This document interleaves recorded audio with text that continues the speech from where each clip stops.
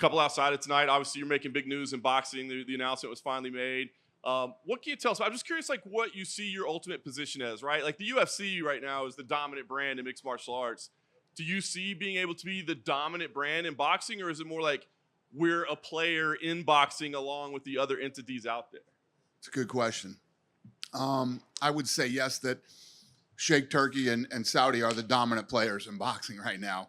And basically, I'm going to run and manage the business for them. This is not an easy business to be in. I mean, you guys have seen over the many years that I've been doing this, a lot of people have tried to get into this sport and into the fight business. The fight business is looks like a very fun business to be in until you actually start spending some money and getting in here and doing it. And I think that Sheikh Turkey and his crew found out quick that it's a lot tougher than it seems. And, came to me and wanted to work out a deal where we run the business. Nice. When do you teach him have we made that announcement yet? If we do, you'll know when we're ready. He seems to be leaping ahead and kind of revealing all of your news before you're ready. Yeah. Listen, I'm trying to get him to pump the brakes a little bit, and we don't just lay it all out there. This whole press tour that we did on Monday was to announce the deal. But I'll tell you what's fascinating about him. He's a visionary when it comes to the sport, and he wants to do a lot of like one-of-one type events, and like the Sphere. One-of-one type events are very expensive.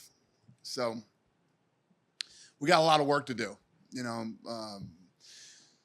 I didn't want to talk about a lot of the stuff that we're planning on doing because, we have to build some infrastructure first and figure out, and we got to get a rights deal. We're out shopping a rights deal right now. Lot of work to do before we start announcing big things.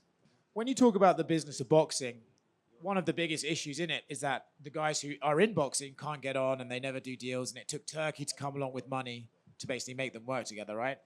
So with that respect, when you've come on to do this for Turkey, do you almost have to cut out these other guys because they're just going to make your job harder, right? If you're having to negotiate with every promoter in the sun, do you have to come out and eventually just get rid of these guys, lock them in Alcatraz, like Turkey said, and just do it yourself? Yeah. I don't know. I'm more focused on, if you think about the UFC when we bought the company, we had 3 letters, the old octagon, and 12 contracts.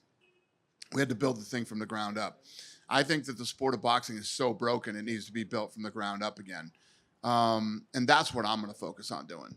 He's got some commitments over the next 18 months with a lot of guys and a lot of fights and a lot of different promoters. But I talk a lot about USA's Tuesday night fights. They put on like the best up and coming fighters all fought on that show and then became big pay-per-view stars. That's it's the same thing that happened with the UFC. We started on Spike TV, we built stars, and they became pay-per-view stars. I want to do the same thing with boxing. So is there a world where you're on stage with De La Hoya and Bob Arum one day, all playing nice? I mean, let's hope not. I would never say never, but that is not what I plan to do. Over here. Going back to the boxing, Canelo had some good words regarding you and TKO's jump into boxing, saying that he believes it's great for the fighters and great for the sport in general.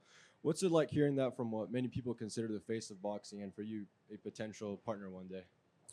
Obviously, to hear that some of the biggest stars are excited that we're getting into the sport is obviously a good thing. Definitely not a bad thing. But like I said, and I'll say it again, we got a lot of work to do over the next couple of weeks. I got a big boxing meeting on Wednesday, so we'll get a lot of. And not to mention the fact that I've talked a lot of shit about boxing for the last 25 years. So I got some shit to do. I gotta get to work and figure out not just the infrastructure. I'm gonna work out on Wednesday who we're gonna hire, who we're gonna bring in, start building a team like we have with the UFC. over the last 25 years, and now I got to do that for boxing. I already got the office space over there, and time to start filling it. I was gonna ask, how do some of those conversations with those boxing people look like nowadays? Just kind of given the history you've had with the sport. What's the question? I said, how do those conversations look like with people from the boxing industry now that you're in it? Just kind of given the history of what you've said about the sport before. As far as the boxing, you mean the other promoters? Yeah, just. I mean, it's the same as it's going to be the same as it's always been. There's guys that I like and guys that I don't like. I would imagine that I will continue to like the guys that I like and continue to dislike the guys that I don't like. So I'm sure none of that's going to change. Awesome. It'll Last probably get worse, if anything.